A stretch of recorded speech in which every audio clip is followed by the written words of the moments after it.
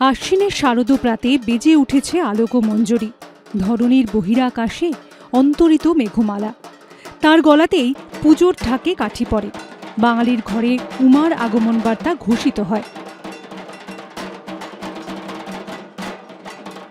মহালয়া তিথি ও দুর্গাপুজোর মধ্যে আদৌ কোনো সংযোগ আছে কিনা তাই নিয়ে নানা মতামত আছে, কিন্তু সাধারণ বাঙালির কাছে মহালয়া মানেই দুর্গাপুজোর আনন্দ শুরু, আর মহালয়া মানেই বীরেন্দ্রকৃষ্ণ ভদ্রের গলায় মহিষাসুরমর্দিনী। এই ঘরে বসতেন, আর সামনের ওই যে ঘরটা দেখছেন, এই দুটো ঘরেই উনি বসতেন। এখানে সব লোকজন আসতো, এখানেই উনি সবার সাথে দেখা করতেন। বহু বিখ্যাত লোক এই ঘরে কিন্তু এসছে স্বর্ণযুগের এতে, বহু বিখ্যাত লোক এসছে। কে না আসেনি স্বর্ণযুগে? মানে উত্তমবাবু এসছেন এখানে, পিসি সরকার এসছেন, মানে এনার মানে পিসি সরকার সিনিয়র। কে না আসেন? নাম বলতে গেলে অগণিত নাম। এখানে যাত্রা, থিয়েটার, চলচ্চিত্র, সাহিত্য, কে না আসেনি? সবাই দাদুর কাছে আসতো। আমি হচ্ছি ওনার দৌহিত্র।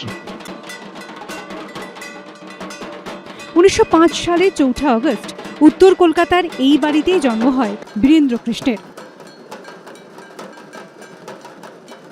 এটা তার মামার বাড়ি। আহিরিটোলায় বীরেন্দ্রকৃষ্ণ ভদ্রের আদি বাড়িতে আজ সকাল থেকেই মহিষাসুরমর্দিনীর সুর। জন্মদিনে সেজে উঠেছে মহিষাসুরমর্দিনীর সেই অপ্রতিম কণ্ঠের জন্মভিটে। জগৎ সৃষ্টি করেছেন যেমন ব্রহ্মা, তেমন দুর্গাপূজা যেমন আদিকাল থেকে হয়ে আসলেও ওনার যদি কণ্ঠ আমরা না শুনি, এমনই যিনি সৃষ্টি করে গেছেন যে যার কোনো আর মৃত্যু নেই, এই চলতেই থাকবে যুগ যুগ ধরে। এবং আমাদের বাঙালির যে দুর্গা উৎসব বা দুর্গা পুজো উৎসব যাই বলবেন, তার যে মানে পরিপূর্ণতা এই চণ্ডীপাঠের মাধ্যমেই বা মহালয়ার অনুষ্ঠানের মাধ্যমে। এই বছর মহালয়া তিথি পড়েছে 10ই অক্টোবর।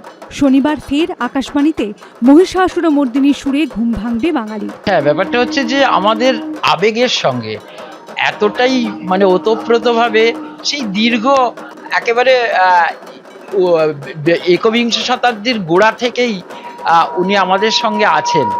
আজকে যার জন্মদিন, সেই যেখানে এসেছি, যদি শুধুমাত্র আমরা মহিষাসুরমর্দিনী কেন, আমরা যদি আকাশবাণীতে যাই, সেই বিরূপাক্ষের রচনা আজও কিন্তু আমাদের প্রজন্মের যারা তাদেরকে উদ্দীপিত করেছেন, বিরূপাক্ষের রচনা, সেই রম্য রচনাগুলো আমার মনে হয় আজকে আপনাদের মিডিয়ার মাধ্যমে আমি বলছি যে ওইটা যেন আবার যেন উঠে আসে। সেই আকাশবাণীর ওনার সেই উদাত্ত কণ্ঠে, সানুনাসিক কণ্ঠে বিরূপাক্ষের রচনা।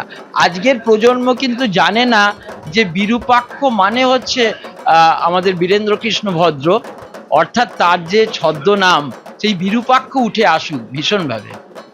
পিতৃপক্ষের সমাপ্তি আর দেবীপক্ষের সূচনায় ফের বাঙালির ঘর অনুরণিত হবে বীরেন্দ্রকৃষ্ণ ভদ্রের চণ্ডীপাঠে।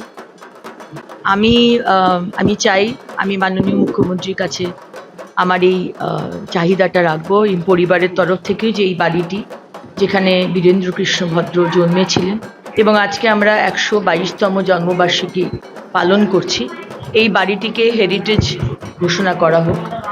দ্বিতীয়, যেটা পরিবারের তরফ থেকে রাখা হয়েছে, যে শ্যামবাজার মেট্রো স্টেশনকে যদি তার নামে নামাঙ্কিত করা যায়, এবং আরেকটি থার্ড হচ্ছে আকাশবাণী, যেখান থেকে উনি এই আমাদের যে মহালয়ে আমরা শুনি চণ্ডীপাঠ, গান, সঙ্গীত, আবৃত্তি, সেইখানে যেন ওনার একটি মূর্তি আকাশবাণী প্রিমাইসেসের মধ্যে বা আকাশবাণীর প্রিমাইসেসের বাইরে যে ক্রসিংটা আছে আকাশবাণীর সামনে, কারণ তার জীবন আকাশবাণীর সাথে ওতপ্রোতভাবে জড়িত ছিল, সেখানে যদি একটি মূর্তি বসানো যায়। এই তিনটেই আমি মাননীয় মুখ্যমন্ত্রীকে জানাবো।